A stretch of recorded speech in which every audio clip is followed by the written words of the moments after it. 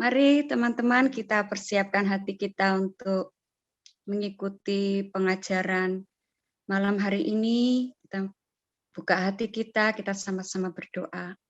Kami mengucap syukur Tuhan, Kau baik bagi kami. Kami mengucap syukur Kau menuntun kami kepada jalan-Mu yang benar oleh karena nama-Mu. Karena kami adalah domba-domba-Mu. Dan Engkau ingin mempersiapkan kami untuk bertemu dengan-Mu Tuhan. Terima kasih Tuhan Yesus, terima kasih untuk pilihan-Mu atas hidup kami. Kami sungguh menghargainya. Kami bersyukur untuk segala sesuatu yang Kau izinkan terjadi di dalam kehidupan kami. Karena semua mengajarkan kepada kami tentang Engkau. Dan semua mendatangkan kebaikan bagi kami. Terima kasih Tuhan, terima kasih. Dengan hati penuh ucapan syukur, kami memasuki gerbang-Mu dengan puji-pujian. Terima kasih, Roh Kudus bekerjalah di dalam nama Yesus. Kami mengucap syukur. Aku hendak bersyukur pada Tuhan karena keadilan-Nya dan bermazmur bagi nama Tuhan yang maha tinggi. Ya Tuhan, Tuhan kami, betapa mulianya nama-Mu Tuhan kami, dimuliakan atas seluruh bumi. Aku hendak bersyukur pada Tuhan karena keadilan-Nya dan bermazmur bagi nama Tuhan yang maha tinggi. Ya Tuhan, Tuhan kami, betapa mulianya nama-Mu Tuhan kami, dimuliakan atas seluruh bumi. Ya Tuhan, Tuhan kami, betapa mulianya nama-Mu Tuhan kami, dimuliakan, dimuliakan, dimuliakan, dimuliakan, dimuliakan atas seluruh bumi.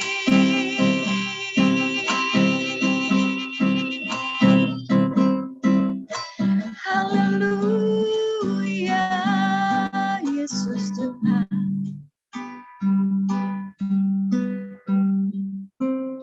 Kami mau bersyukur Tuhan buat kebaikan-Mu atas kami. Kau Bapa yang baik, Bapa yang peduli, Bapa yang mengerti, yang mengasihi kami. Haleluya, Kau Gembala yang baik, Kau menuntun kami di jalan-Mu yang benar. Oleh karena nama-Mu Tuhan, Kau membimbing kami ke tempat seharusnya kami ada dan bertumbuh. Terima kasih sekalipun melewati lembah bayang maut. Kami bersyukur Tuhan, Kau jadikan semua baik. Kau mendidik kami Tuhan, membuat kami mengerti hati-Mu, membuat kami memahami jalan-jalan-Mu yang ajaib. Terima kasih Tuhan, kami bersyukur Tuhan. Terima kasih. Hatiku mengasihi-Mu, hatiku mengasihi-Mu, hatiku ingin mengenal-Mu, ingin mengerti-Mu. Tuhan, Kau lihat isi hatiku, hatiku mengasihi-Mu, hatiku mengasihi-Mu, hatiku ingin mengenal-Mu, ingin mengerti-Mu. Katakan, Tuhan, Kau lihat isi hatiku, Tuhan, Kau lihat, Kau lihat isi hatiku.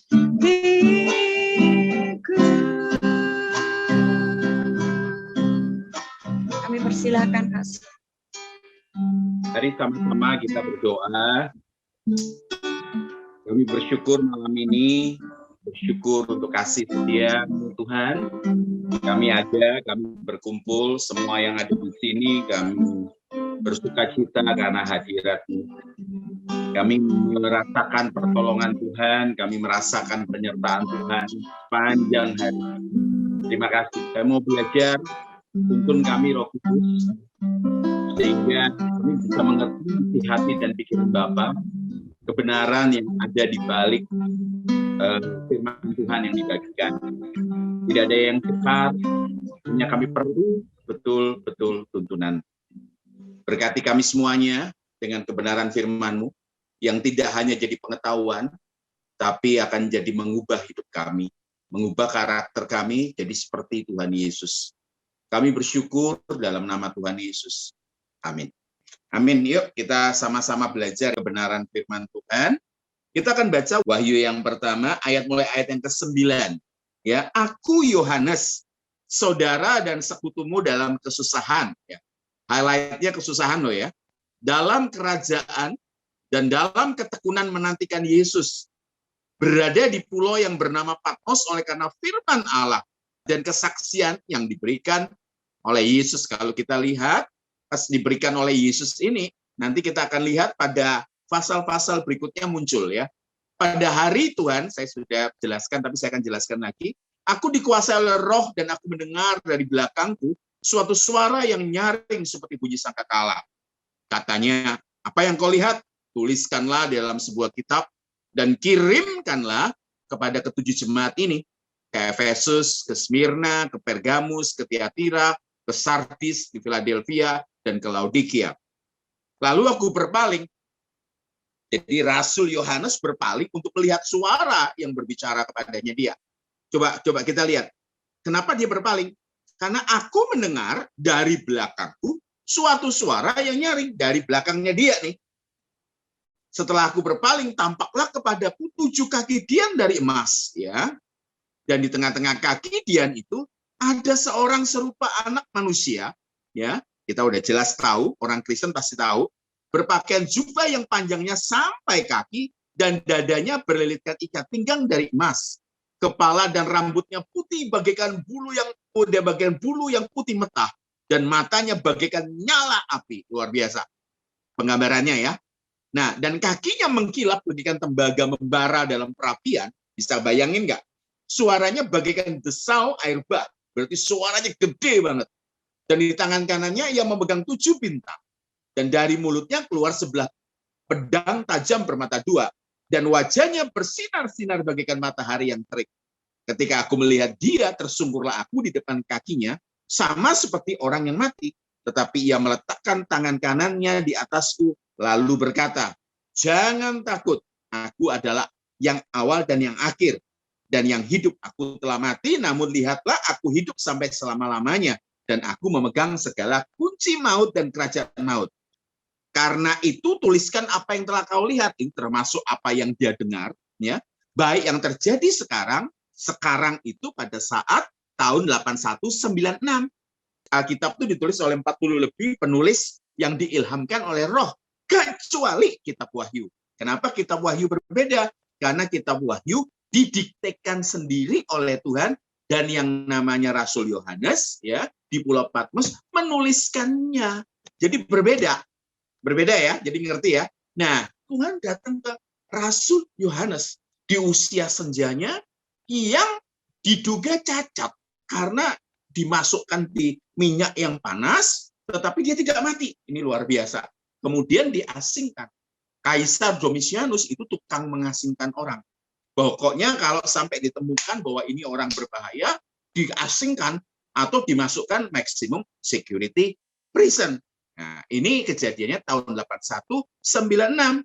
Pada hari Tuhan saya udah jelaskan, unik sekali ya. Orang Kristen zaman itu punya 2 musuh. Musuhnya orang Yahudi dan musuh yang kedua adalah orang Romawi. Orang Yahudi, Yesus dianggap bidat.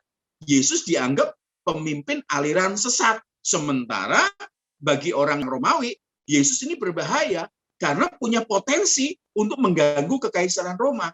Jadi betul-betul Yahudi dan kekaisaran Roma itu menjadi musuh yang laten. Nah, seperti yang saya katakan sebelumnya bahwa orang-orang Romawi sejak dari Julius Caesar punya tradisi untuk menjadikan kaisar mereka menjadi dewa. Mulanya adalah pada saat Kaisar Julius atau Julius Caesar itu dipuja. Orang-orang melihat kehebatannya Julius Caesar dan mengatakan, ini pasti dewa. Itu terdengar sampai Julius Caesar. Julius Caesar hanya batin, ya memang saya dewa. Tetapi setelah kelanjutan dari Julius Caesar, ada tradisi kaisar-kaisar itu bukan hanya senang dipuja sebagai dewa, sebagai Tuhan, tetapi mereka sampai buat kuil, sampai buat tempat penyembahan. Dan ini nggak main-main. Dan tiap ganti kaisar itu kuilnya tetap dan didatangi orang untuk disembah. Nah, Kaisar Domitianus itu satu-satunya kaisar yang menyebut dirinya Dominus et Deus Noster, artinya Tuhan dan Allahku. Ada 1 hari di dalam 1 tahun, seluruh orang keluar, celebrate untuk merayakan ketuhanan, keilahian dari Domitianus. Mereka keluar, mengangkat tangan, dan mengatakan, Domitianus Tuhan, Domitianus Tuhan, Domitianus Tuhan, hiduplah untuk selama-lamanya.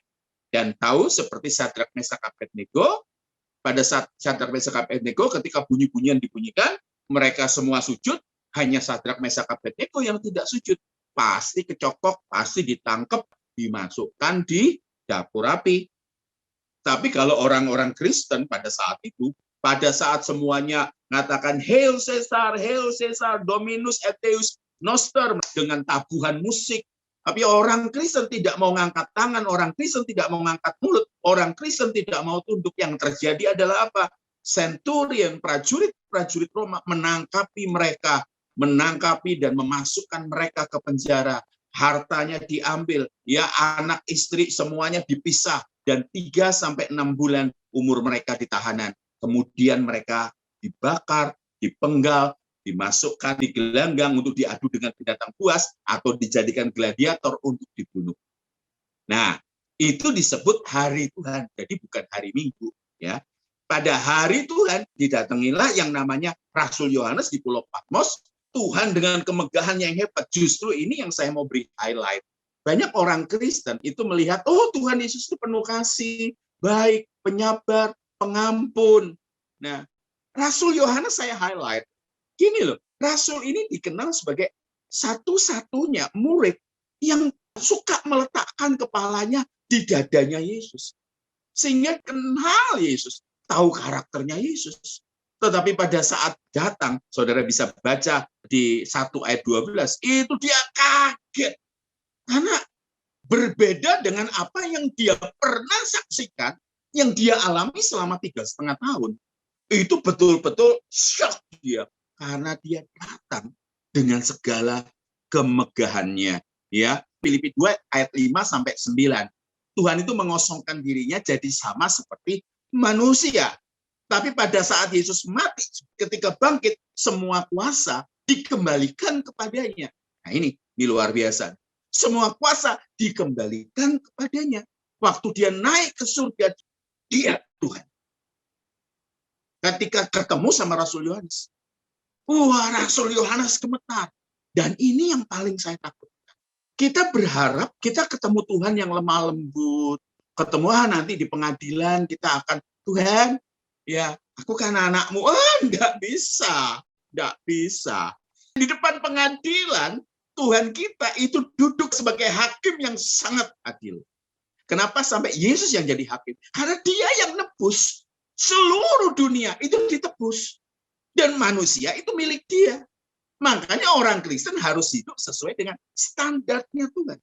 Karena Yesus, Filipi 2, 5-9, Yesus turun sebagai manusia. Dia ngerti jadi manusia. Yesus itu bisa lapar, bisa haus. Nah ini, ya kalau ada orang baru di sini, keningnya bisa naik. Yesus dicobai oleh iblis. Kenapa iblis mencobai Yesus? Karena Yesus turun sebagai manusia. Bisa lapar, bisa haus, dan punya potensi untuk berbuat dosa. Hanya Yesus tidak mau berbuat dosa. Kak, jangan gitu dong ngomongnya. Ntar dulu. Kalau Yesus tidak punya potensi untuk berbuat dosa, tidak mungkin namanya setan itu akan mencobai Yesus. Buat apa? Itu bukan pencobaan settingan. Itu betul-betul pencobaan untuk membuat apa? Yesus tidak mungkin mencuri, membunuh, memperkosa, tidak mungkin. Tetapi pencobaannya setan itu hanya membuat Yesus hamartia, membuat Yesus meleset dari panggilan.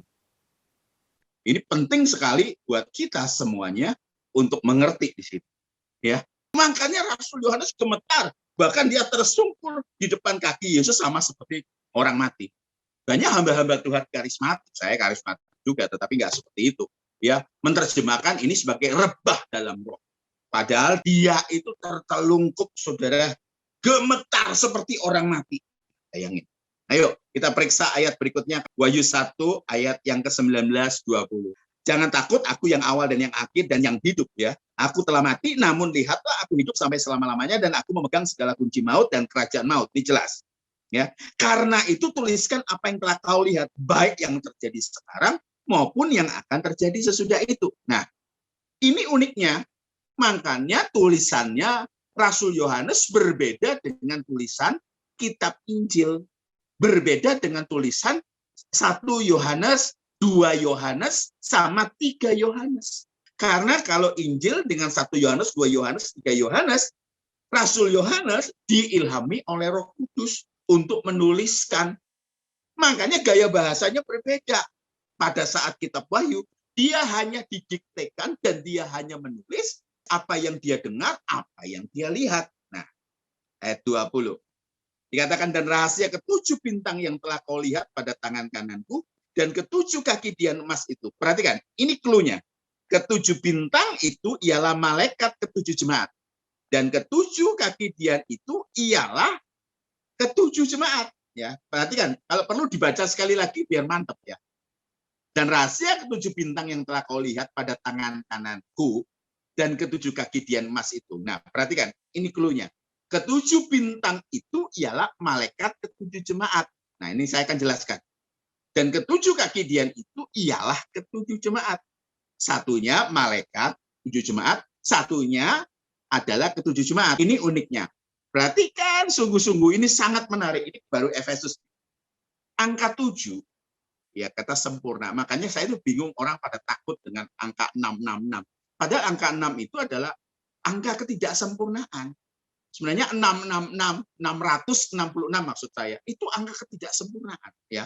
Kalau kita melihat gematria, nama Yesus dijadikan dihitung dengan gematria, angkanya 888. Tapi sudah nanti bahasan nanti di Wahyu 13 ini masih awal-awal ya. Angka 7 itu muncul 54 kali dalam kitab Wahyu. Angka 7. Angka 7 itu lambang kesempurnaan. Angka 6 itu lambang ketidaksempurnaan. 7 bintang melambangkan malaikat dari jemaat-jemaat itu. Ada 7 jemaat ya. 7 kaki dian melambangkan 7 jemaat ya. Di YouTube masih ada yang cocokologi, masih ada yang ngawurisme. Ini menerjemahkannya sampai teori konspirasi. Padahal kitab ini itu isinya 4. 1, surat penggembalaan kepada 7 jemaat. 2, sejarah kerajaan Allah. 3, doktrin. 4, isinya apa? Wahyu. Jangan digatuk-gatuk, no. Jangan disambung-sambung, no. Jangan dicocokologi antara apokalipsis dengan apokalips. Apokalips bahasa Inggris artinya kehancuran besar. Apokalipsis dalam bahasa Yunani artinya yang dibukakan. Karena pernah ngomong buat apa? Ya, Tuhan nulis surat kepada 7 jemaat lewat Rasul Yohanes, tetapi penerima surat tidak ngerti. Berarti lambang-lambang yang dipakai pada saat itu adalah lambang yang umum yang dipakai oleh orang Kristen. Yesus mati, Yesus naik ke surga, Roh Kudus turun, jemaat mula-mula lahir, itu tahun 30. Tahun 8196, bayangkan 50 tahun berikutnya, pasti lambang-lambangnya udah jelas tahu. Anak domba Allah, anak manusia itu Yesus. Sudah jelas tahu. Nah, kalau orang sekarang mau mempelajari kitab Wahyu, ya mbok ya belajar lambang-lambang pada zaman itu. Kalau enggak, mencocokkan lambang-lambang itu dengan internet, dengan teori konspirasi, mencocokkan dengan Freemason, mencocokkan dengan Illuminati, mencocokkan dengan Rothschild family. Ya, mengerikan, hasilnya bukan firman Tuhan. Ya. Makanya ini loh, ketujuh bintang itu ialah malaikat ketujuh jemaat. Karena ini lambang. Makanya bintang ini adalah malaikat ketujuh jemaat. Malaikat itu angelos bahasa aslinya. Artinya messenger. Artinya pembawa berita firman Tuhan. Angel, angelos. Jadi bukan malaikat yang punya sayap itu, tetapi itu pemimpin jemaat. Jadi yang disurati itu jemaat, tetapi penerimanya adalah pemimpin jemaat. Makanya yang harus bertanggung jawab itu ada salah satunya adalah pemimpin jemaat. Diminta pertanggungjawaban. Kenapa? Ya kamu pimpin jemaatnya kayak apa sampai jemaatnya kayak gini?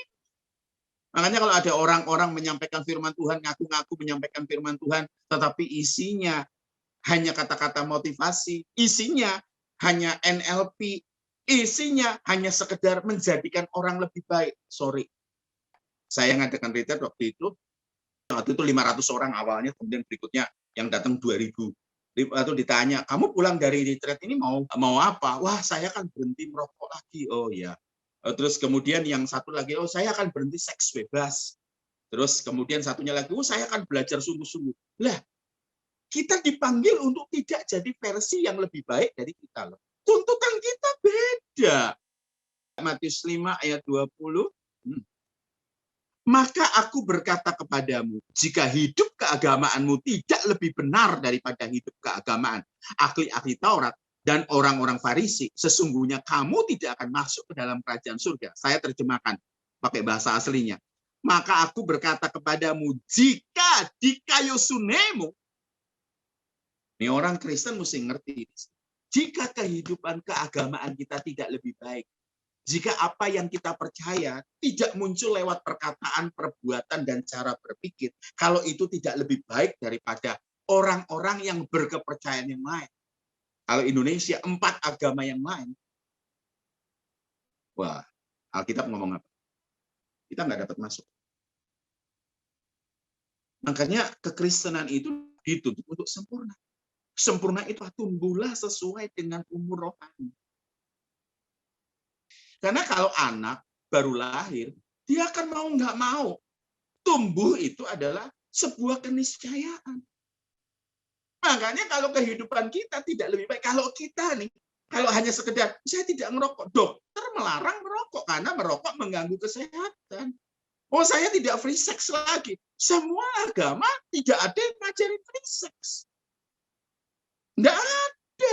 Mereka menghormati pernikahan. Apapun agamanya, selalu ada upacara untuk meresmikan pernikahan. Baru setelah itu, baru mereka diizinkan untuk tidur bersama. Untuk melakukan hubungan seksual. Makanya kalau kita tidak lebih baik daripada ahli-ahli Taurat dan orang Farisi, waduh, ada orang-orang di luar sana yang ngajar, oh kalau orang Kristen pasti diberkati. Mari kita lihat. 10 besar orang terkaya di dunia.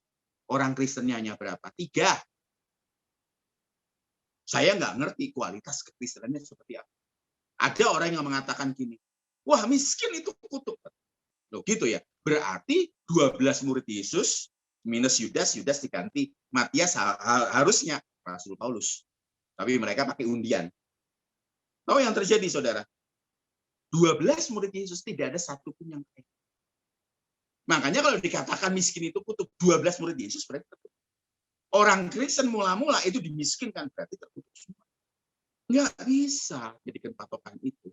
Makanya di kayu sunek kita, kehidupan kekristenan kita, apa yang kita pelajari, kalau hanya sekedar jadi pintar saja, tapi tanpa mempraktekkan lewat perbuatan, lewat perkataan, lewat perubahan karakter, ada yang masalah.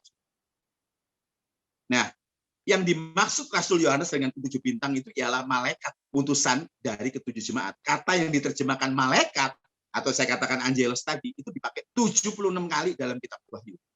Pada dasarnya, arti kata itu adalah utusan. Seringkali ada kebingungan memang tentang kata malaikat ini. Dalam Wahyu pasal 1 sampai 3. Sebab kata malaikat selalu dipandang, selalu dipikirkan, selalu diterjemahkan sebagai makhluk surgawi. Tetapi kalau untuk penggunaan kitab Wahyu, kita mesti waspada.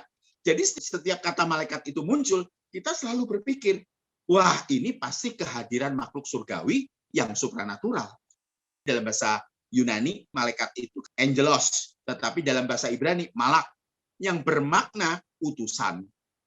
Ya, saya bingung, saudara, ada orang yang punya karunia katanya merintah malaikat. Dengerin, sehebat apapun, kita tidak punya kuasa untuk ngatur malaikat. Malaikat hanya bergerak kalau diperintahkan oleh Tuhan. Makanya itu utusan. Kata utusan ini bisa juga berarti manusia.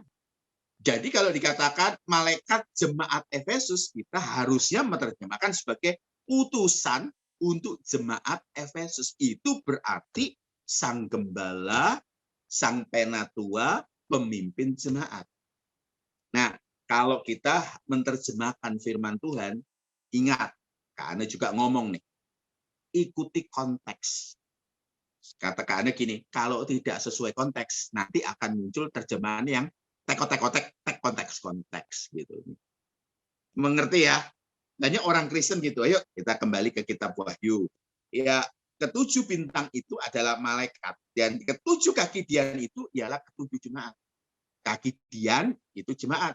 Dikatakan bintang itu malaikat. Ya, ada banyak jemaat ya. Saat itu ada sangat banyak jemaat. Tetapi kenapa Tuhan ngambil 7 jemaat? Ya, ada jemaat yang lebih tua yang ada di Yerusalem.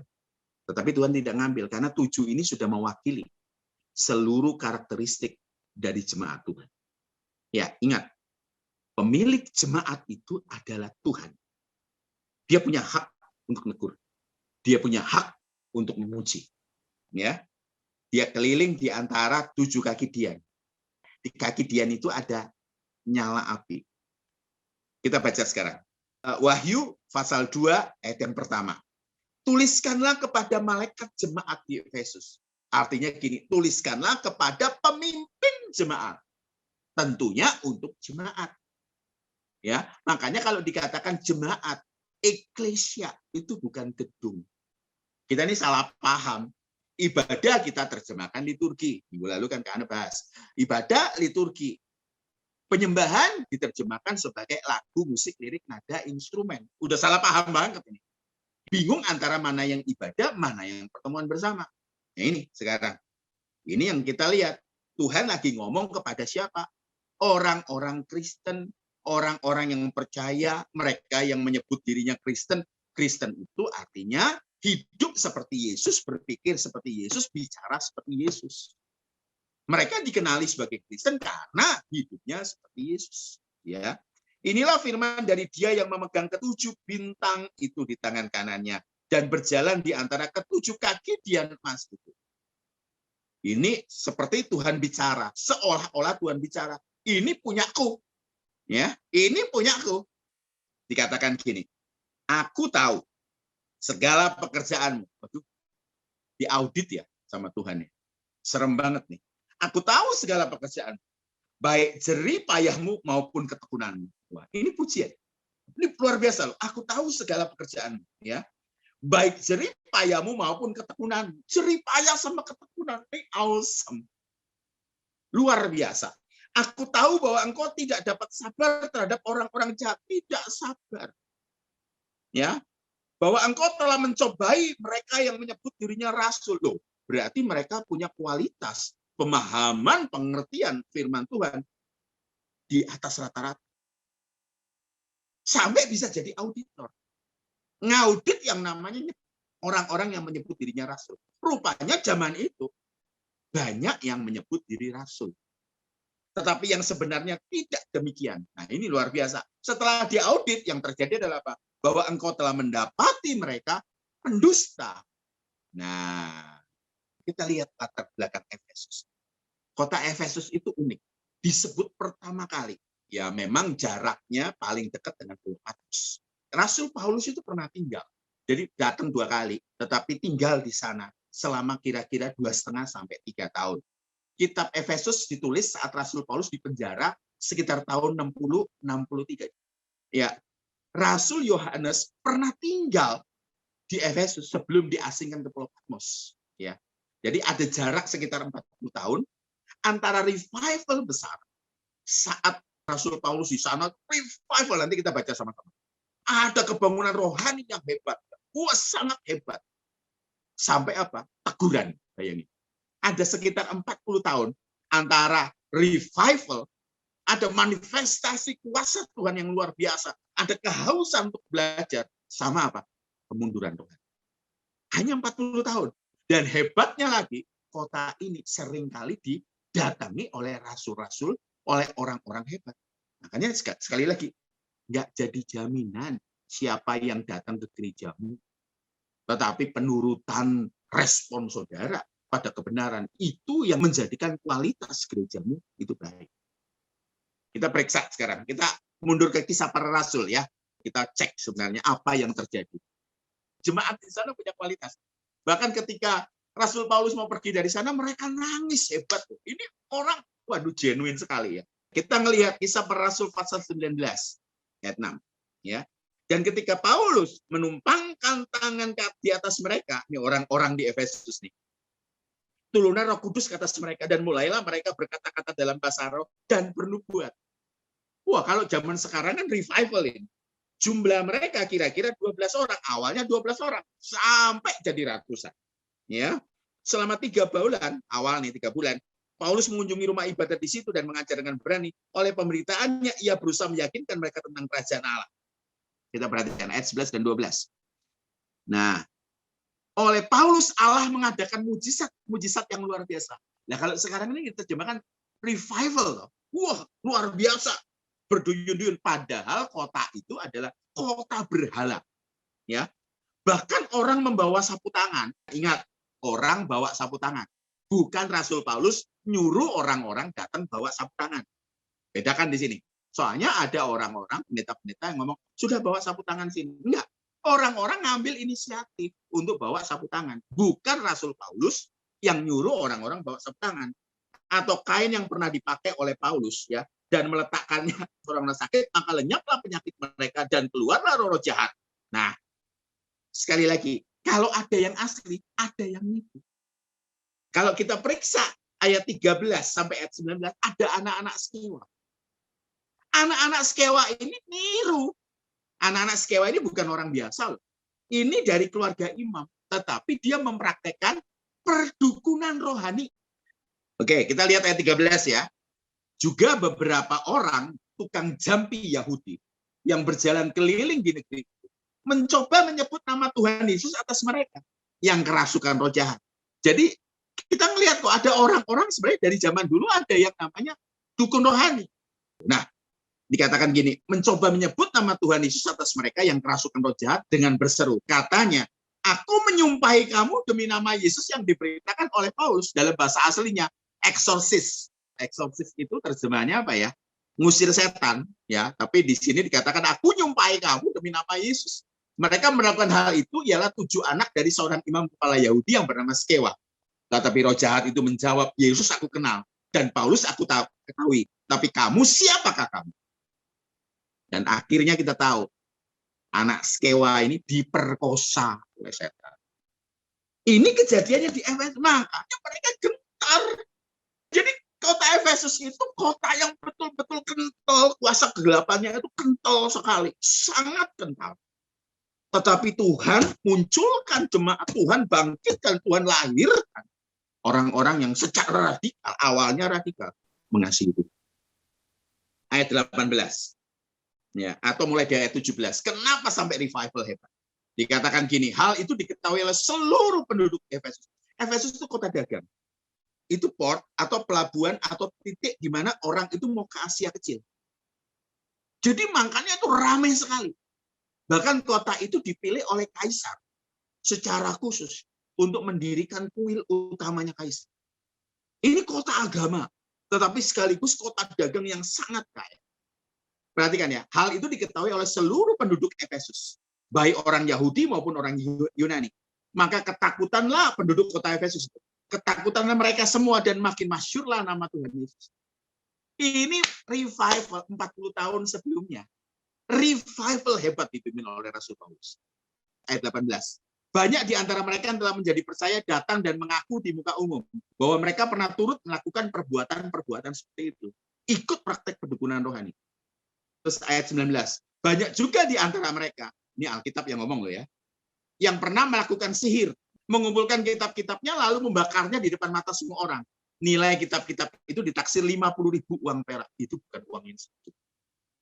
Saudara nanti baca sendiri ayat 21 sampai ayat yang apa mengenai Artemis, Demetrius dan lain sebagainya. Mereka punya kuil besar untuk Artemis. Orang Efesus itu percaya bahwa patungnya Dewi Artemis, patung itu turun dari surga. Dewi Artemis itu patung perempuan dengan banyak payudara, banyak buah dada. Makanya orang kalau klinik semua digaduk-gadukkan, dicocok-cocokkan. Sudahlah, ngikutin firman saja. Makanya kalau ada orang yang tanya kepada saya tetap karismatik sampai hari ini. Ya, Kak, Tuhan bicara apa? Lah, kamu Alkitab saja, 66 kitab saja, enggak pernah kamu baca terus minta sama hamba Tuhan, Tuhan bicara apa? Itu kan kurang aja. Saya enggak kagum kalau ada orang yang datang ke doa malam. Motifnya apa dulu? Mudah kalau saudara punya masalah. Mudah kalau saudara punya persoalan. Mudah kalau saudara punya deadline, dikejar deadline untuk bayar utang. Saudara ngejar Tuhan untuk menjawab doa saudara. Mudah kalau saudara datang dengan segala penyakit-penyakit dengan masalah rumah tangga. Saudara datang ngotot, Tuhan jawab doaku, Tuhan jawab doaku. Mudah, tetapi tidak mudah kalau saudara punya kedisiplinan untuk berdoa. Tapi orang Kristen kadang-kadang bangga, wah yang datang di doa malam banyak. Saya pernah satu ketika saya bawa firman Tuhan yang datang ratusan pada saat acara doa puasa. Saya tanya pada pemimpin, Pak, Bu, ini memang ratusan yang datang. Apa betul mereka betul-betul cinta Tuhan dan suka berdoa tanpa agenda? Jawabannya apa? Oh enggak kok Pak Sony, enggak kayak gitu kok. Yang punya masalah, yang datang sini itu 90%. Paling sedikit 80%. Setelah itu apa saya tanya? Kalau mereka sudah dijawab doanya, mereka balik. Biasanya bertahan 1-2 bulan. Bulan ketiga amblas. Sedih ya? Sekarang siapa yang 10%, 20% itu? Saya kaget. Yang datang itu ibu-ibu yang sudah lansia. Orang-orang itu kan kurang ajar sama Tuhan. Kenapa? Ya pada saat perlu kita nguber sampai waduh. Ya malam pagi pokoknya kalau ada pertemuan doa datang. Lagi kalau sebelum pandemi. Pokoknya yang hamba Tuhan mujizat dikejar. Hamba Tuhan yang nubuatan dikejar. Hamba Tuhan yang cospleng kalau berdoa dikejar. Doa malam didatangi cinta Tuhan. Enggak, yang dicari jawaban Tuhan. Makanya seperti di Efesus ini. Hanya 40 tahun setelah big revival yang terjadi dalam Eropa itu dulu pernah dijamah Tuhan hebat. Revival hebat. Amerika pernah dilawat sama Tuhan Azusa hebat. Saya baca sejarah pembangunan rohani karena saya salah satu anggota tim mencari fakta sejarah Pentakosta. Saya merinding, saudara. Jamahan luar biasa, lawatan luar biasa. Tapi saudara lihat, Eropa sekarang bagaimana? Gereja jadi kafe, gereja jadi drugstore, gereja jadi sex shop, gereja jadi klub malam, gereja jadi apa? Tempat tarian telanjang. Gereja jadi tempat ibadahnya kepercayaan yang lain. Karena mereka hanya berhenti di revival. Dulu ada Toronto Blessing. Dulu ada banyak blessing itu. Tapi sekarang gini. Saya baca dari Barna Institute di Amerika. Angka penurunan orang-orang muda datang ke gereja itu turun drastis. Yang tersisa, yang tetap tinggal setelah teruji sekian tahun, hanya 30%. Menjadikan seperti Efesus. Makanya jangan kagum dengan yang namanya revival. Kagumlah kalau orang-orang yang kita pimpin, pemimpin jemaat, pemimpin muda, pemimpin kaum muda, pemimpin sekolah minggu, sampai mereka mengalami pertemuan secara pribadi. Nggak diukur rohani kita dengan loncat-loncat di ibadah. Nggak diukur dari nangis-nangis, nggak diukur dengan berbahasa roh dan ketakutan. Tapi diukur dari mana? Perubahan karakter. Kita tuh ngeributin orang-orang yang adik rohani saya ada yang masih merokok. Saya tegur keras dia, enggak. Saya hanya nepuk, kamu tahu apa yang menyenangkan hati itu. Ya sudah. Nah, lanjut. 40 tahun dari zamannya luar biasa. Wah, luar biasa itu Efesus itu. Kalau saudara baca di kitab Wahyu bagaimana Tuhan tuh muji mereka. Karena tantangannya itu buset gitu loh. Saya bacakan faktanya. Dewa Yunani yang disembah di Efesus itu ada 2. Tapi yang paling tinggi itu Dewi Artemis.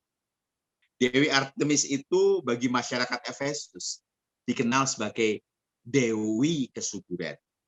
Nah, dan yang kedua itu praktek penyembahan kepada kaisar yang memang lazim dilakukan di kota-kota kekaisaran Romawi, tetapi kota-kota besar. Efesus itu kota yang sangat indah, saudara, ya. Dan kuil Artemis yang megah itu berdiri dengan 127 pilar. Ratusan pelacur melayani di kuil ini. Setahun sekali mereka mengadakan perarakan.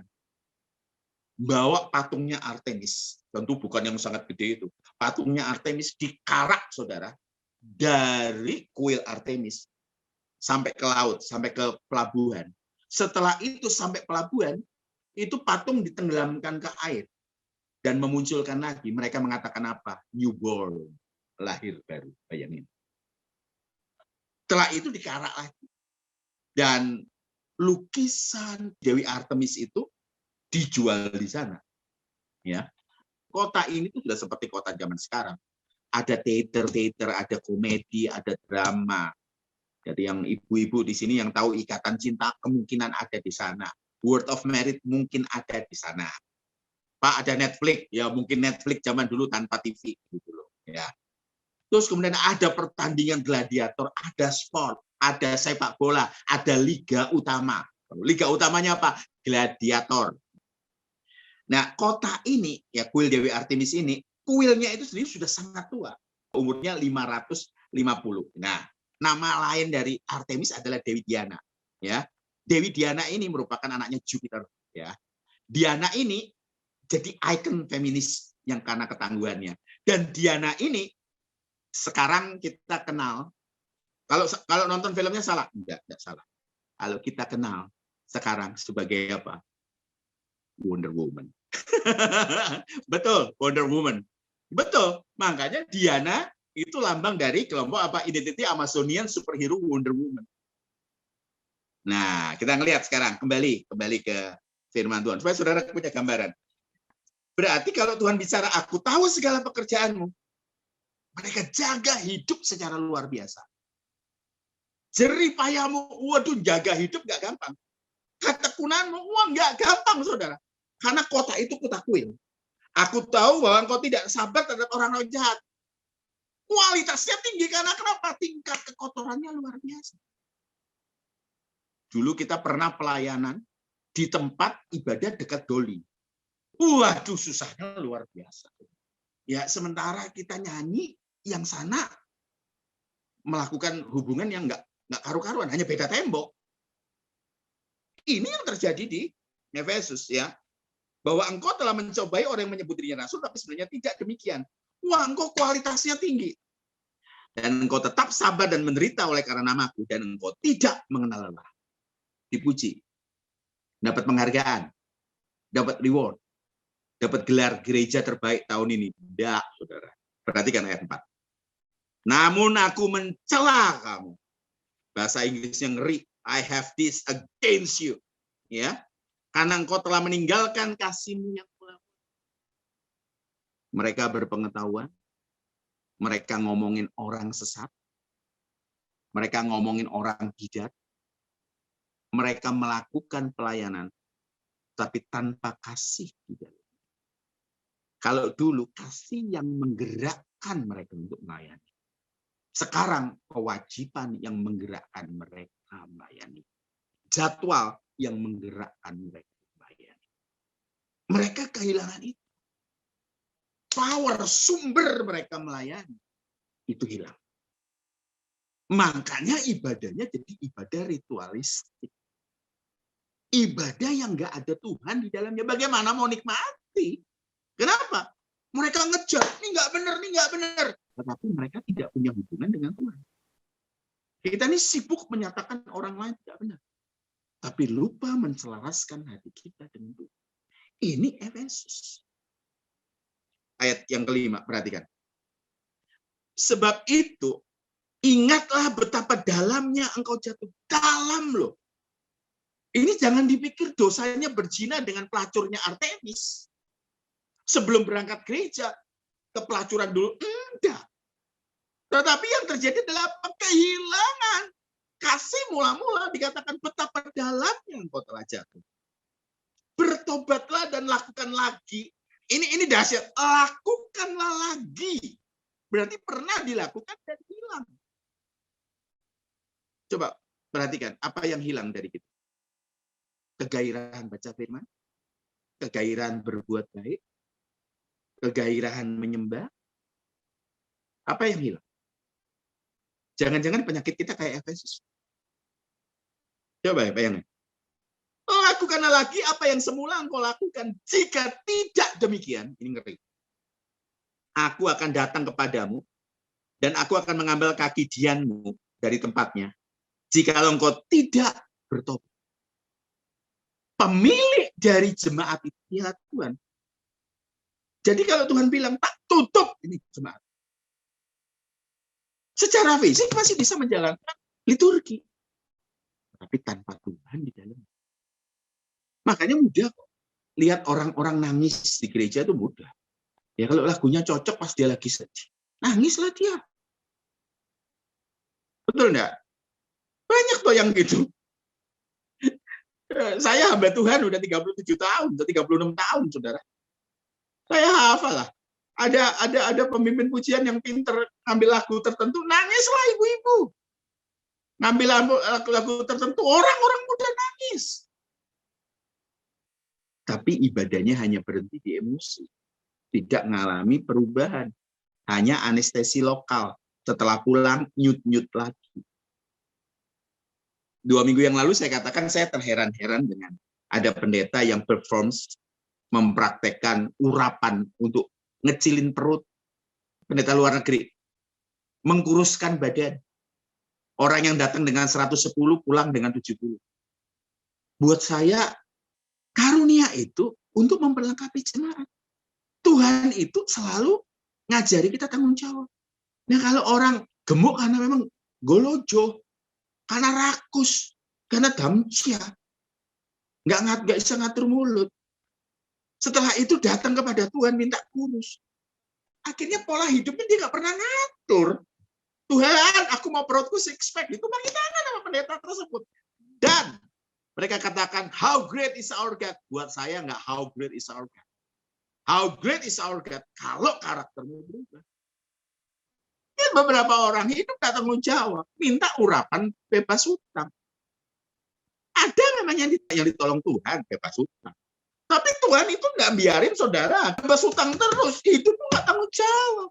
Lah gaji 5 juta. Minta cicilan NMAX. NMAX seri terakhir. Setelah itu TV 50 inch.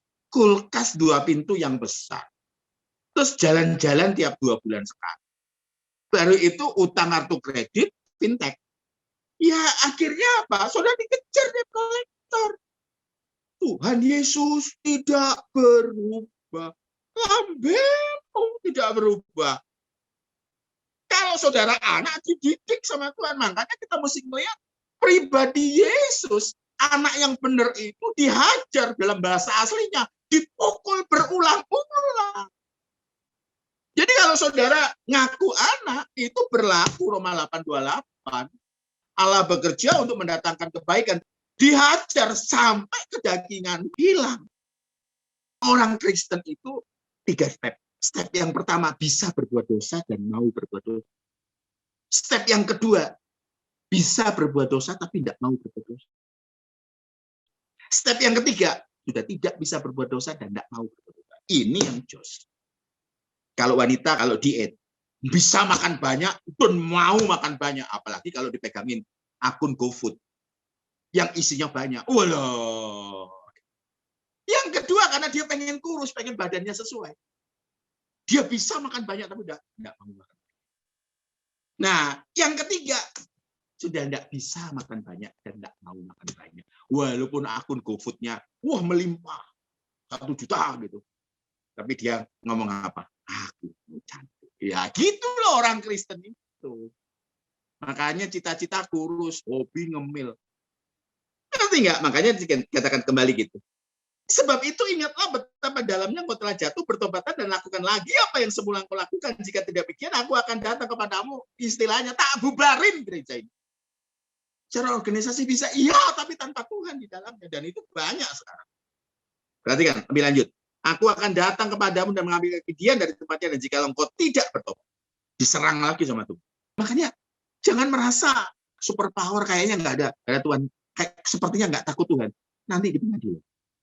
Tunggu, nanti di pengadilan. Ya, tetapi ini yang ada padamu, yaitu engkau membenci segala perbuatan pengikut-pengikut Nikolaus yang juga dibenci. Masih dipuji, tapi habis dihajar, dipuji lagi. Orang-orang Yunani itu membedakan antara roh dengan tubuh, dibedakan. Makanya dibedakan yang rohani dengan yang enggak. Pengikut Nikolaus ini adalah pengikut yang dulu percaya Yesus. Tetapi kemudian apa? Udahlah, jangan terlalu fanatik lah. Mereka beribadah, tetapi mereka rajin berzina. Rajin pergi ritual ke yang lain. Jadi jangan kaget kalau ada orang ke Gunung Ngawi, walaupun dia Kristen. Kelompok Nikolaus, kelompok yang seperti ini, ngeri sekali. Mereka tetap menjadi Kristen, namun melibatkan diri dalam perzinahan, dalam penyembahan berhala. Dan mereka nggak pernah takut. Ya inilah yang saya katakan, bukan hyper grace ya, cheaper grace. Mereka ngomong, udahlah, kita cerdik seperti ular, tulus seperti merpati. Ingat, Tuhan Yesus bicara melalui Rasul Yohanes, bahwa dia tidak kompromi. Wahyu 2 ayat 7, tolong perhatikan. Siapa bertelinga, hendaklah ia mendengarkan apa yang dikatakan Roh kepada jemaat-jemaat. Perhatikan. Coba saudara lihat, ayat 11. Itu jemaat Smyrna. Ini jemaat yang tidak dikritik sama Tuhan. Perhatikan. Siapa bertelinga, hendaklah ia mendengarkan apa yang dikatakan Roh kepada jemaat-jemaat. Kita lanjut lagi ya. Ayat 17. Kepada jemaat Pergamus. Jadi rata-rata dikatakan, siapa bertelinga? Banyak orang tanya. 7 jemaat, rata-rata dikatakan, siapa yang bertelinga? Ibu-ibu pasti tahu. Kalau ibu-ibu negur anak-anaknya ngomong gini, misalnya namanya Amir. Amir, lakukan ini. Dia nggak lakukan. Kedua kali mamanya marah. Amir, lakukan ini. Dia nggak lakukan. Yang ketiga kali, biasanya 3 kali ya, ngomong apa? Amir, sini duduk. Dengar kata mama. Pakai kuping kamu, dengar. Tuhan tanya mau ngomong apa? Dengar. Aku lagi ngomong sama kamu. Barang siapa menang, dia akan kuberi makan dari pohon kehidupan yang ada di taman Firdaus. Di kota Efesus itu ada taman yang sangat terkenal.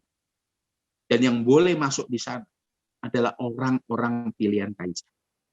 Bayangkan, kalau bagi kita, taman Firdaus.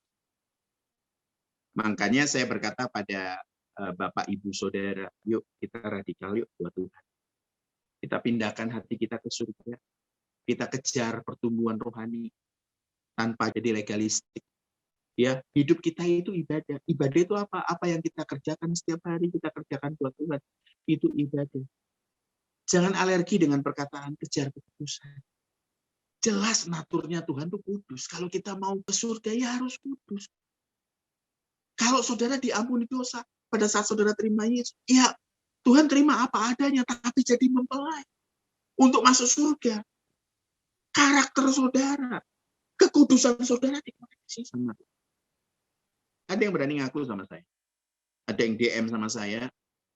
Ada yang WA ke saya. Kak, aku masih terlibat pornografi. Justru karena ada gadget. Sekarang jadi lebih gampang. Tapi tahulah, aku berjuang sungguh sampai aku selesai. Dan perjuanganmu itu, itulah yang disebut iman. Jadi iman itu bukan minta, Tuhan aku percaya punya mobil, Tuhan aku percaya punya istri, Tuhan aku percaya punya suami, Tuhan aku percaya aku kurus, Tuhan aku percaya pandemi selesai aku keluar negeri. Bukan. Iman itu perbuatanmu itu untuk menuruti setiap apa yang Tuhan kehendaki, itu iman. Ya, Efesus saudara, revival ditutup dengan 40 tahun kemudian. Saya paling ngeri ngomong apa? Ambil kaki Dian, bubar ke gereja ini. Gereja nggak ada kaki Diannya ya habis. Saudara. Kita berdoa. Jamah setiap orang yang mendengar firman, sehingga bukan jadi pengetahuan, tapi jadi perubahan hidup. Kami mengucap syukur untuk malam ini. Di dalam nama Tuhan Yesus. Amin. Amin. Oke, selamat malam Bapak Ibu Saudara. Berikut adalah nomor rekening 9. Persembahan dapat diberikan melalui nomor rekening ini. Setelah itu bisa konfirmasi ke nomor saya di 0852 3334 3335. Untuk informasi lebih lanjut bisa hubungi Lili di 081 752 0-nya 5 kali. Demikian, terima kasih. Terima kasih, Christine. Oke, kita masuk ke tanya jawab. Pertanyaan yang pertama di sini dari Ibu Esther. Hubungan dengan ayat tentang malaikat di Ibrani 1 ayat 14 yang sering dipakai oleh para hamba Tuhan untuk mengajarkan pada kita Bahwa kita bisa memerintah malaikat karena mereka adalah roh yang diutus untuk melayani kita. Itu bagaimana? Ibrani 1 ayat 14. Ya, bukankah mereka semua adalah roh yang melayani, khusus untuk melayani mereka yang harus memperoleh keselamatan. Ini bukan memerintah malaikat. Malaikat itu pelayan-pelayannya Tuhan. Dan mereka bergerak justru menjaga kita pun karena diperintah Tuhan. Bukan kita merintah malaikat. Saya pernah ada di sebuah persekutuan di Kota Bandung yang orangnya manggil malaikat. Percaya atau enggak? Saya muak ya. Karena sampai kilik-kilik kaki. Malaikatnya datang nih kilik-kilik kaki dengan sayapnya, kan ada bulunya. Malaikat nggak remeh kayak gitu, saudara. Kalau kita lihat, ada hubungannya sama ayat 13, dan kepada siapakah di antara malaikat itu pernah ia berkata, duduklah sebelah kananku, sampai kubuat musuh-musuhmu menjadi tumpuan kakimu. Ayat 13 itu juga yang ditulis oleh Daud. Ini jelas kan bicara mengenai siapa? Kita mesti ngelihat konteksnya. Yang walaupun Daud yang nulis, tetapi itu sedang bicara mengenai Tuhan Yesus. Jadi, malaikat itu melayani Tuhan, bukan melayani kita. Maksudnya gini, malaikat mengerjakan tugas dari Tuhan. Karena bosnya adalah Tuhan, bosnya bukan kita. Ketika kematian anak sulung Mesir, satu malaikat diutus, anak sulung Mesir mati semua. Dan itu bukan permintaan orang Israel. Tapi orang Israel memohon Tuhan menolong mereka, dan Tuhan mengutus malaikatnya. Kalau dikatakan malaikat Tuhan berkemah di sekeliling orang-orang yang takut akan Dia dan meluputkannya dari bahaya. Jadi Tuhan memerintahkan malaikat untuk melindungi orang-orang yang takut akan Dia. Kita hidup takut akan Tuhan, menghindari pencobaan, dan malaikat akan melindungi kita. Jadi kaki kita tidak melangkah ke pencobaan itu. Bukan kaki kita melangkah ke pencobaan terus mengharapkan malaikat melindungi. Nggak bisa begitu. Kalau kaki kita melangkah ke pencobaan, malaikat tidak akan melindungi karena kita sudah melanggar, artinya kita tidak takut akan Tuhan. Jadi malaikat melindungi orang yang orang itu mau tunduk dalam perlindungan Tuhan. Baik, dilanjutkan ya. Dari Joan Tobing. Kak Son, di Kisah Rasul 12 ayat 15, saat Petrus mengetuk pintu rumah Maria Ibu Markus selepas dari penjara, orang-orang di dalam itu mengira dan berkata, itu adalah malaikatnya. Apa yang dimaksud malaikat yang disebut di sini? Apakah tiap rasul atau tiap orang punya malaikat penjaga yang mirip dengan rasul atau orang tersebut? Kak Ana tolong dilihatkan. Kisah Rasul 12 ayat 15. Karena malaikat itu artinya adalah utusan. Bisa jadi mereka menyangka bahwa mungkin itu orang yang diutus oleh Petrus untuk menyampaikan pesan. Karena malaikat artinya adalah utusan. Angelos ini artinya adalah messenger ya. Kelihatan yang sebelah kanan ini ya. Selain itu adalah makhluk ilahi, bisa jadi itu sekedar utusan biasa. Nah, jadi orang-orang di dalam rumah itu bisa mengira bahwa itu bukan Petrus, itu adalah utusannya Petrus yang dikirim kepada kita. Bisa jadi misalnya seperti itu. Misalnya di Lukas 7 ya, ayat yang ke-24, utusan dari Yohanes. Sama kan Angelos? Yohanes Pembaptis ini mengirim utusan kepada Tuhan Yesus. Jadi di sini diterjemahkan suruhan. Tapi kalau kita mau lihat bahasa aslinya, ini adalah messenger, ini Angelos. Jadi orang-orang di dalam rumah itu mengira itu adalah utusan Petrus. Tapi mungkin juga itu adalah malaikat pelindungnya Petrus, juga bisa malaikat beneran gitu. Bisa jadi dipikir itu malaikat. Baik, pertanyaan selanjutnya dari Jennifer Laura. Para pelacur melayani di kuil itu dalam hal apa, Kak Son? Dalam perjanjian lama, Jen, itu ada pelacur bakti. Jadi orang-orang datang itu tidur dengan pelacur-pelacur dan menganggap bahwa mereka berbakti kepada Tuhan. Di dunia modern seperti ini, sekarang ini, sebelum tahun 2000 ada namanya pleasure church, gereja kenikmatan. Dan yang imam-imamnya adalah perempuan-perempuan yang ditiduri. Sementara imam-imam laki-laki itu meniduri untuk jemaat yang perempuan. Nah, kalau yang ada di Efesus, mereka tuh orgi itu pesta seks. Dan pesta seks itu merupakan salah satu ritual. Di tanah Jawa ini ada daerah namanya Gunung Kemukus. Spiritnya sama. Gunung Kemukus itu tempatnya orang-orang ritual cari kekayaan atau cari jawaban dalam tanda petik jawaban doa.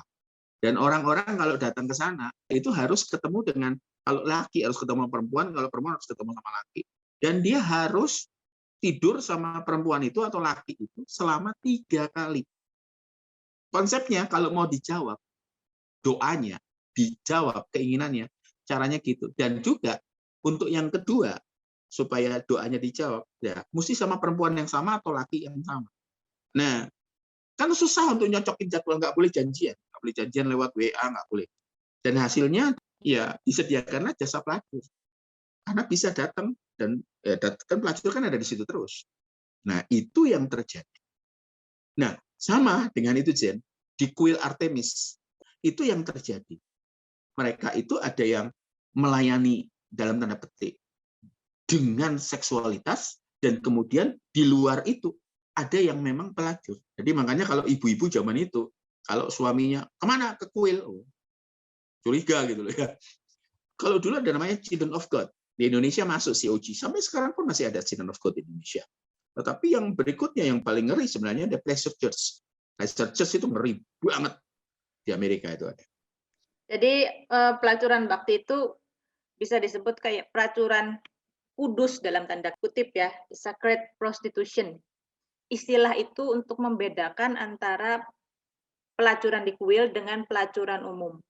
Jadi beda, mereka bukan pelacuran di umum gitu, enggak. Itu untuk pemberdayaan perempuan. Makanya kan saya minggu lalu pernah katakan bahwa orang Israel tidak boleh ada imam perempuan untuk membedakan dengan mereka, dengan yang non-Israel. Salah satunya adalah itu. Dari Restani Susilawati. Kak Soon, bagaimana keadaan Efesus saat ini? Runtuh. Jadi sebenarnya agak miris sekali ya. Dan Efesus itu sekarang tinggal reruntuhan. Jadi kalau ke sana pun wisata ke-7 jemaat itu runtuhan semuanya. Kota Efesus ini luar biasa. Yang namanya kuil Dewi Artemis itu pernah dibakar oleh seseorang yang hanya motifnya satu, supaya namanya dikenang. Terus pada saat dibakar, seluruh kota itu datang kepada imamnya sana. Ngomongnya gini loh, kenapa kok sampai Dewi Artemis tidak bisa menjaga dirinya sendiri? Kenapa kok sampai terbakar? Kan sampai dibangun kembali. Tahu jawabannya kepala kuil. Ngomongnya gini, oh saat itu Artemis sedang bantu kelahiran mamanya Alexander Agung. Soalnya Alexander Agung lahir ke bumi, makanya sedang bantu kelahiran di sana. Makanya dia saat itu tidak lagi di kuil, tetapi ada di rumahnya Alexander Agung. Hedian Nora. Tapi kota ini betul-betul hancur pada tahun 614 kena gempa bumi. Ya, jadi kalau ke sana sekarang reruntuhan. Nah, seperti ini ya. Jadi cuma sisa-sisa monumennya aja buat ziarah, buat jalan-jalan, buat wisata. Gitu. Dan yang paling bawah yang paling bawah kiri itu hebat akustiknya. Orang di tengah itu kalau ngomong itu tanpa speaker. Ya. Baik. Kan? Pertanyaan berikutnya dari Quintari. Kak Son, yang dimaksud dengan pengikut Nikolaus ini siapa? Nikolaus itu awalnya kalau kita melihat kisah para rasul dia ada orang yang cinta Tuhan awalnya, tetapi belum selesai. Makanya kalau saya sarankan sampai selesai dengan sempurna, selesai dengan diri sendiri sampai kita tidak ada lagi, kita berani nyanyi ku telah mati, itu luar biasa. Nah, karena belum selesai Nikolaus ini, akhirnya dia sinkrit, tetap mengaku mencintai Yesus, tetap merasa, dan ini dibodohi oleh perasaan, tetap mengaku percaya Yesus sebagai Tuhan dan Juru Selamat, tetapi dalam kehidupan sehari-hari, ya berzina, melakukan penyembahan berhala, cari berkah ke kuil-kuil. Di tiap kuil itu ada penyajian makanan yang dipersembahkan kepada dewa, dan itu yang dinikmati. Dan si Nikolaus itu berhasil menyeret banyak orang untuk ikut alirannya. Makanya sekarang kan ada gereja-gereja dengan genre tertentu dikatakan apa ya? Di sini nggak keras, di sini nggak garis tegas, gitu loh. Nah, supaya kita bisa belajar dari Efesus ini refleksi untuk ke depan. Yuk, lanjut. Dari Restani Susilawati. Mengenai penjelasan malaikat malam ini, wujud malaikat itu seperti apa? Ada perulangan ya, wujud-wujud yang umum ya. Pada saat ketemu di Sodom dan Gomora ya, tentu wujudnya jadi seperti orang. Silakan Gana. Baik, dari Daniel Kurniawan. Apakah 7 jemaat di kitab Wahyu menggambarkan 7 tingkatan yang ada di surga? Sebab ada buku yang membahas hal tersebut, di mana level yang tertinggi adalah jemaat dengan karakteristik jemaat Laodikia. Terima kasih. Saya akan bahas sebenarnya setelah selesai 7 jemaat. Kalau kita ngelihat seluruh jemaat, kitab tertinggi itu Laodikia. Justru kebalikannya. Ada kepercayaan bahwa 7 jemaat itu dimulai dengan Efesus itu adalah, oh ini jemaat mula-mula. Sekarang ini sampai Tuhan Yesus datang adalah jemaat Laodikia. Laodikia itu yang kalau saya lihat yang ditegur sama Tuhan, kenapa? Aku tahu segala pekerjaanmu, engkau tidak dingin dan tidak panas. Apakah benar seperti itu? Enggak. Kalau dikatakan sekarang gereja-gereja tidak dingin dan tidak panas, enggak. Ada banyak gereja yang sungguh-sungguh menantikan kedatangan Tuhan dengan hidup kudus. Ada banyak. Jadi Wahyu 3:15 itu kalau diterjemahkan sebagai jemaat zaman sekarang, itu enggak benar menurut saya. Kitab Wahyu itu buat saya ketika baca Tuhan negur Efesus itu merinding. Merinding saya. Karena wajah cantiknya gereja kan mempelai. Wajah cantiknya gereja itu dibuka sama Tuhan. Dikoyakkan. Dan kelihatan wajah asli. Aduh, mereka bernubuat, mereka ngusir setan, melakukan Tuhan bicara, aku tidak menikmati kamu. Loh, mau jadi apa? Loh? Ya, jadi kalau ada urutan, itu bukan tingkatan di surga, ya. Tetapi memang itu rute surat. Dari Patmos, surat itu dibawa ke Efesus, Smyrna, ini. Nah, ini rute surat. Dari kota yang terdekat dengan Patmos, bukan soal tingkatan surga. Dan kalau ada tingkatan, justru semuanya ini yang terbaik, bukan misalnya tingkatan pertama Efesus atau tingkatan yang paling tinggi Laodikia, bukan. Kalau kita lihat di kitab Wahyu, yang paling dipuji itu, ya, yang tidak dicela sama sekali itu Smyrna. Ya, Smyrna, terus ada sedikit di bawahnya Smyrna, Philadelphia. Iya. Jadi dua kota yang paling dipuji itu bukan Efesus atau Laodikia. Kalau misalnya mau wow ini urutan surga, tingkatan surga. Jadi Laodikia paling tinggi atau Efesus yang paling tinggi karena Efesus pertama. Lah buktinya yang tidak dicela justru Smyrna dan Philadelphia. Oke. Dari Rudi Rawan. Bagaimana nasib jemaat Efesus setelah itu? Bagaimana korelasinya dengan jemaat Kristen saat ini? Saat teguran itu disampaikan tahun 81 sampai 96. Kalau biasanya ditegur oleh Tuhan sendiri, respon itu akan jadi baik. Tetapi kekristenan itu habitatnya adalah aniaya. Ya, pikul salib dan sangkal diri. Nah, orang Kristen punya kualitas terbaik itu tahun 30 sampai tahun 380. Saat kekristenan jadi musuh kekaisaran Roma. Yang kedua, jadi musuh dari Yahudi. Orang Kristen dia niaya hebat. Jadi Kristen itu nyawa itu jadi taruhannya. Makanya ibadahnya di gua-gua, di katakom. Katakom itu tempat apa? Tempat mayat-mayat diletakkan. Mereka berbeda ya, bukan dikubur. Bayangkan ya, mereka itu ibadah di tengah mayat yang sedang meleleh. Dan mereka dengan sangat setia sampai tahun 380. Ya. Kaisar Tiberius Agung itu naik dan menjadikan kekristenan menjadi agama negara. Pada saat jadi agama negara, wah, para pemimpin-pemimpin jemaat yang pakai baju gombal, pakai jubah-jubah luar biasa. Dan disitulah titik balik justru kekristenan kehilangan kualitasnya. Makanya kemudian masuklah ke zaman kegelapan.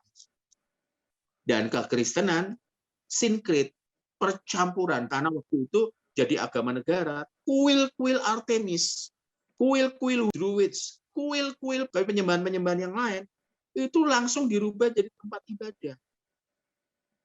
Yang terjadi adalah apa? Percampuran karena takut pada kaisar. Dan ngerinya lagi, orang Yahudi ini kemudian sampai abad 17, mereka dikejar orang Kristen untuk balas dendam. Balas dendamnya itu mereka dikerjain dari tahun 30 sampai tahun 80, 350 tahun. Tetapi mereka balas dendam dari tahun 380 sampai abad ke-17. Kemudian kena lagi pada saat zaman Hitler. Bahkan kalau mau jujur, Martin Luther benci sekali, antisemit sekali sama orang. Rata-rata yang ditegur itu punya keragaman. Tetapi setelah itu decline setelah 380. Terus dikatakan bagaimana dengan korelasi. Nah, 7 jemaat ini kan saya katakan karakteristiknya adalah karakteristik dari semua gereja yang ada sekarang.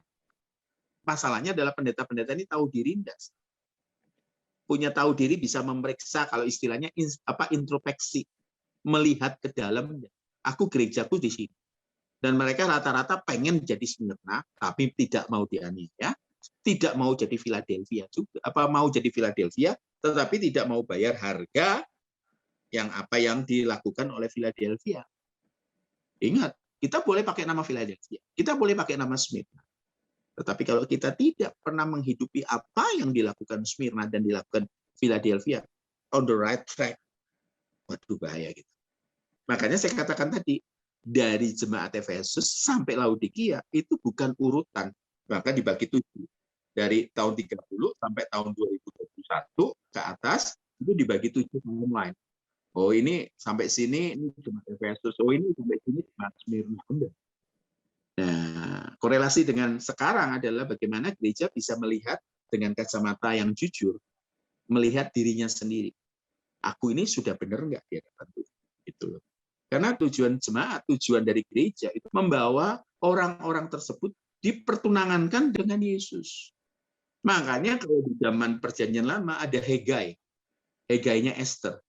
Dan dia ini menjaga Esther punya kualitas yang disukai oleh raja. Nah, Roh Kudus itu karena dia punya pikiran, karena dia rohnya Bapa di surga, dia ngerti pikiran dan seleranya Bapa di surga tentang mempelai anaknya. Makanya Roh Kudus diturunkan. Makanya standarnya itu standar yang diberikan oleh Bapa di surga sendiri. Roh Kudus itu jaga mempelai sampai disesuaikan dengan standar. Makanya kenapa saya katakan merinding? Iya, karena memang betul-betul baca ini merinding. Punya kualitas loh. Efesus itu bukan kaleng-kaleng. One of the biggest revival pada saat itu. One of the biggest revival Kisah Para Rasul itu Efesus. Rasul Paulus sampai tinggal di sana. Yang terjadi adalah Tuhan bilang, terjemahan bebas, tak bubar ke gereja. Ambil kaki dianmu. Ini teguran keras loh. Padahal ini orang yang bayar harga sakal diri awalnya. Karena lanjut, monggo. Saya tambahkan sedikit ya. Bagaimana korelasinya dengan jemaat saat ini? Ya, tadi Kak Sony sudah katakan bahwa ada juga karakteristik Efesus ini di jemaat saat ini. Karakteristik yang gimana? Coba kita lihat ya. Wahyu 2 ayat 2. Aku tahu segala pekerjaanmu, baik jerih payahmu maupun ketekunanmu. Ini gereja yang sangat-sangat tekun ya, jemaat yang sangat-sangat tekun. Jerih payah, ketekunan, kerja keras cirinya. Aku tahu bahwa engkau tidak dapat sabar terhadap orang-orang jahat, dan bahwa engkau telah mencobai mereka yang menyebut dirinya rasul. Nggak gampang percaya sama nabi abal-abal yang suka lu buat. Inilah ciri-ciri gereja Efesus kalau ada pada saat ini. Bahwa engkau telah mencobai mereka yang menyebut dirinya rasul, tetapi yang sebenarnya tidak demikian. Bahwa engkau telah mendapati mereka pendusta. Dan engkau tetap sabar dan menderita oleh karena namaku, dan engkau tidak mengenal lelah. Mereka tahan menderita, sabar menderita. Seperti misalnya rela untuk pergi ke pedalaman, perintis daerah-daerah yang sulit itu ya. Nah, Namun demikian aku mencela engkau karena engkau telah meninggalkan kasih-Mu yang semula. Sebab itu ingatlah betapa dalamnya engkau telah jatuh. Jemaat Efesus adalah jemaat yang tahan menderita, tahan hidup susah, tekun, giat melayani, benci dosa, sama sekali nggak kompromi sama dosa, dan strict dengan pengajaran. Pada saat ini ada orang-orang yang seperti itu. Lihat ajaran sesat sedikit, diserang. Seolah-olah mereka pembela Tuhan. Tapi di dalam kering. Meninggalkan kasih yang mula-mula. Kuat di pengajaran, kuat di teologi, kuat di debat, kuat membela, seolah-olah membela Tuhan. Tetapi di dalam mereka kehilangan hubungan pribadi dengan Tuhan. Itu kalau dihubungkan dengan keadaan jemaat pada saat ini. Tapi sejujurnya ada yang seperti itu. Oh, debat. Menggerakkan banyak orang buat membela agama. Gitu. Kenyataannya di dalam kursus pengenalan agamanya itu tidak pernah deeper, berpengetahuan. Sedih, saudara. Silakan, Kak Anda. Saya kira sudah habis pertanyaannya. Baik, kalau begitu mari kita sama-sama berdoa. Kalau boleh kita angkat tangan. Kami terima berkat dari-Mu. Kami terima penyertaan-Mu. Kami memiliki kasih Bapa dalam kehidupan kami. Kami memiliki kasih Bapa lewat pengorbanan Tuhan Yesus pada kayu salib. Dan juga kami menerima bimbingan, penyertaan dari Roh Kudus, membuat kami menjadi mempelai surgawi yang diingini oleh Bapa sendiri. Dalam nama Tuhan Yesus, izinkan kami mengerti firman, izinkan kami merenungkannya dan menjadi pelaku yang kuat. Dalam nama Tuhan Yesus. Amin.